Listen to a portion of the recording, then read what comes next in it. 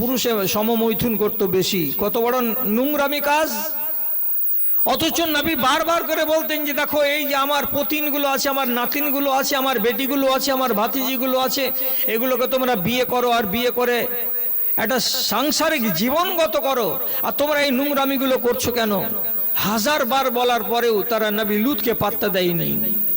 আল্লাহ রাব্বুল আলামিন বলছেন তোদের মতো আসামিকে আমি ছেড়ে কথা বলবো না, যারাই আসামি হবে তাদেরকে আমি আছাড় মারতে জানি।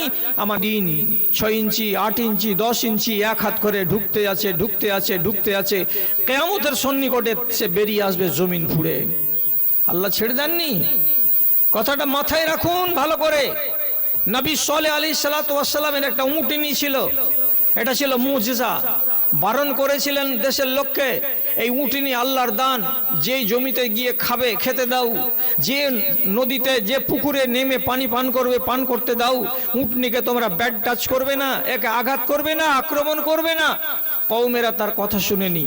আল্লাহ রাব্বুল আলামিন বলছেন উটনিকে মারলে, আক্রমণ করলে, পা কেটে দিলে, কোরআন মাজিদে পরিষ্কার করে আল্লাহ তাআলা বলছেন ফাদামদামা আলাইহিম রাব্বুহুম বিযামবিহিম ফাসাওয়াহা।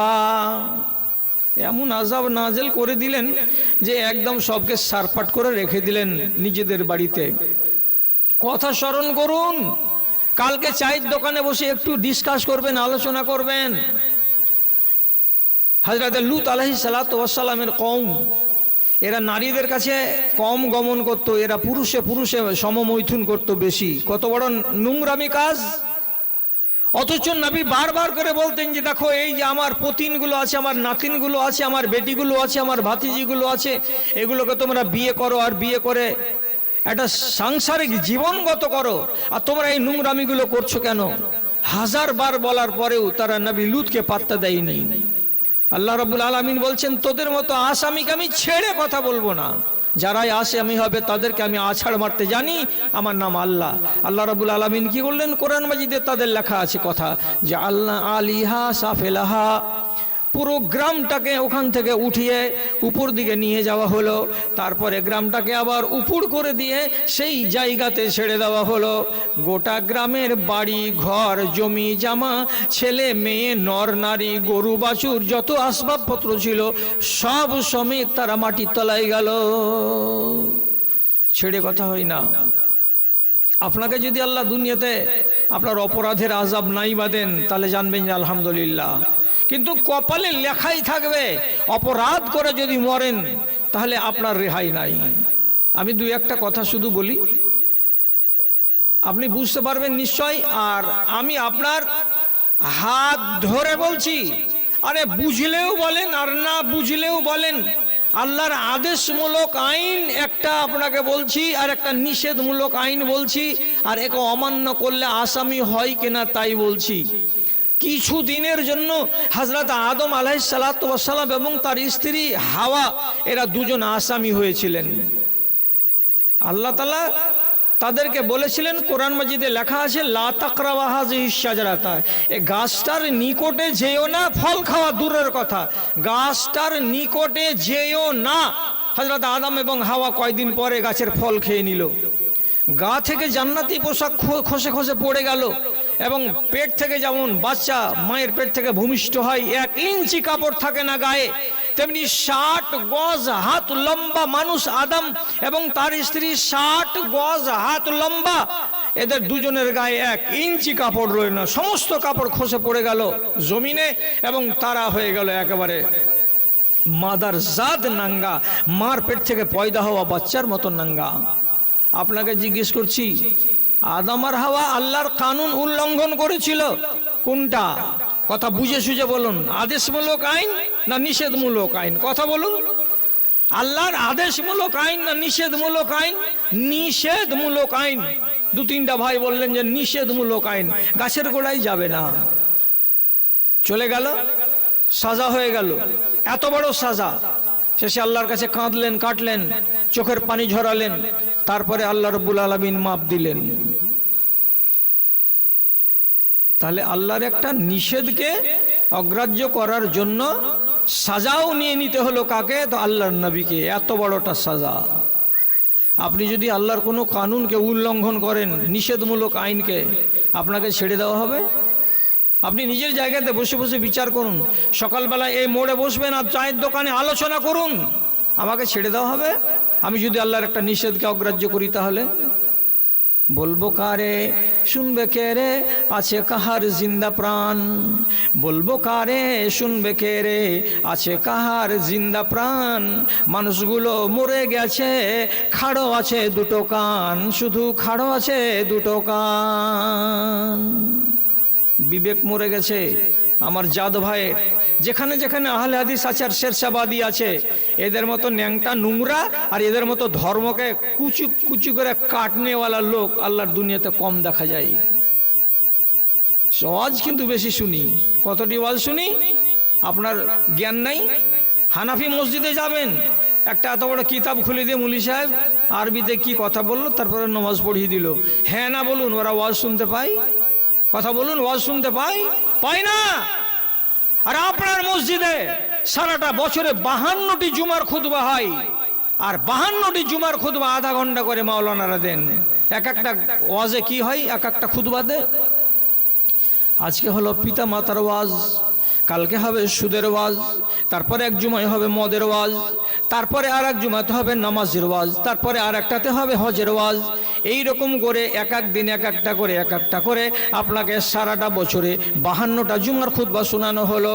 52টা জুমার খুতবা আধা ঘন্টা করে যদি শোনা হয়, তাহলে 26 ঘন্টা আপনি সারা বছরে ওয়াজ শুনেছেন।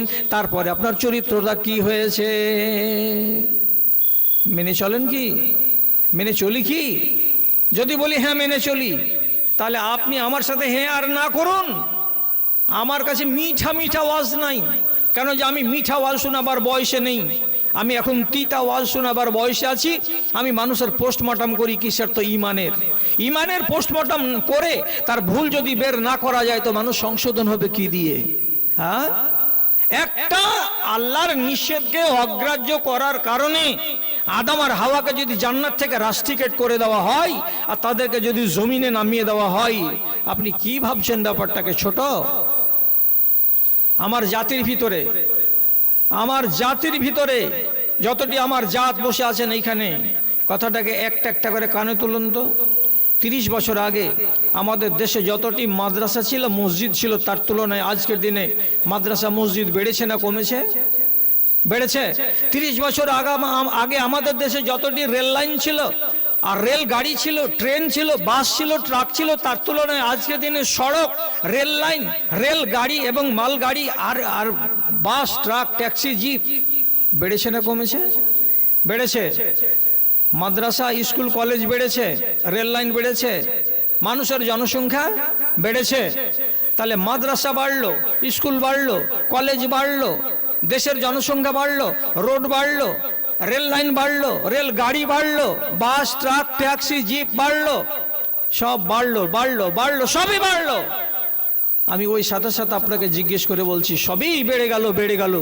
এই সাথে সাথে আমার জাত ভাই মুসলমানদের ঈমান বেড়ে গেছে? ঈমান বেড়েছে? ঈমান বাড়েনি? তাহলে একটাই জিনিস দুনিয়াতে বদনসিবির জিন্দগি কাটাচ্ছে, সেটা কি? তো আমাদের ঈমান বাড়ে না। ঈমান তাহলে নিচু দিকে নামছে ঈমান। মদের ওয়াজ শুনেননি? 1000 বার করে শুনেছেন মদের ওয়াজ। মদের সাথে সাথে নেশার ওয়াজ শুনেননি? 1000 বার করে শুনেছেন নেশা খাওয়া হারাম। তারপরে আমার জাত ছেড়েছে নেশা খাওয়া। বেড়েছে না কমেছে? নেশা খাওয়া বেড়েছে। এতদিন ছিল শুধু বোতল থেকে ঢেলে নিয়ে পান করা, এরকম লোকগুলো গ্রামে 10টা করে 20টা করে পাওয়া যেত। এখনকার দিনে 100টা করে লোক পাওয়া যায়। এক একটা মুসলমানের গ্রামে মদ বোতল থেকে ঢেলে খাওয়া লোক একটা দুটো নয়, 100-100টা লোক আছে। এবং নতুন নতুন আধুনিক ডিজাইনে এবং আধুনিক মডেলে আপনার ঈমানকে লুটার জন্য নেশা এসেছে। কোন আলেম বলবে আপনাকে যে খৈনি খাওয়া হালাল? আছে এইরকম কোন আলেম আহলে হাদিসের কুলে? খৈনি খাওয়া হারাম, গুল করা হারাম, বিড়ি খাওয়া হারাম, সিগারেট খাওয়া হারাম, তিরঙ্গা খাওয়া হারাম, মধু খাওয়া হারাম, 5000 খাওয়া হারাম, শেখর খাওয়া হারাম।